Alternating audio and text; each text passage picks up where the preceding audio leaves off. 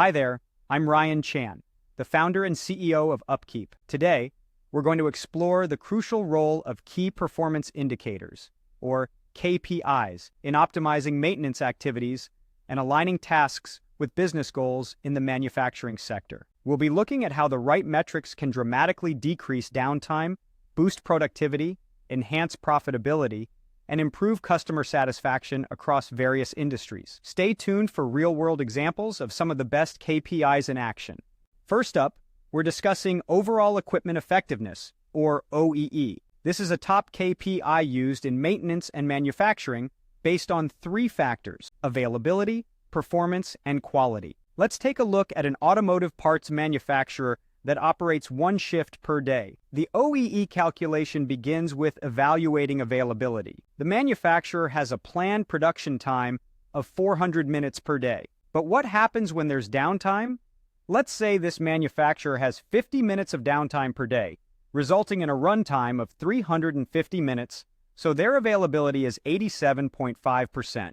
Next, OEE considers performance. If the asset has an ideal cycle time of 1 second and can produce 20,000 parts per day, the performance factor comes out to about 95%. Finally, OEE looks at quality. If 2,000 of the 20,000 parts are rejected, that's a quality measure of 90%. So, how do we calculate OEE? It's simple. We multiply availability, performance, and quality. In this case, the automotive parts manufacturer has an OEE of about 75%. To improve OEE, the manufacturer can analyze why 2,000 parts are being rejected each day or implement maintenance practices to reduce downtime.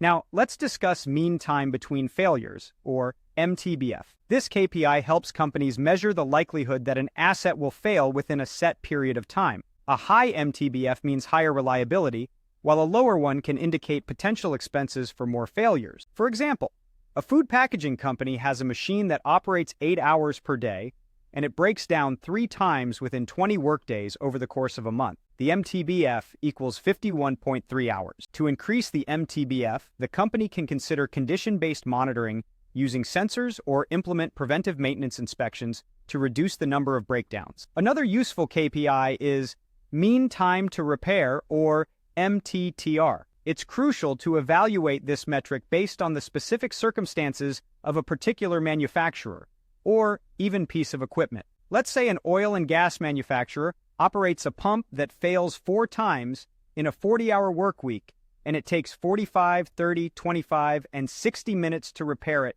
respectively. The MTTR is 40 minutes. To decrease this MTTR, the business can look at the training provided to technicians, tools, and information available at the point of repair, and other factors that can be improved to boost efficiency. In conclusion, selecting the right KPIs can help companies in a wide variety of industries improve efficiency, reduce downtime, and contribute to a business's bottom line and profitability. After setting strong KPIs and maintenance metrics, the next step is to understand how to collect high-quality data for analysis. This will help organizations make smarter business decisions about selecting the highest priority areas for improvement and measure progress against those improvements in the future.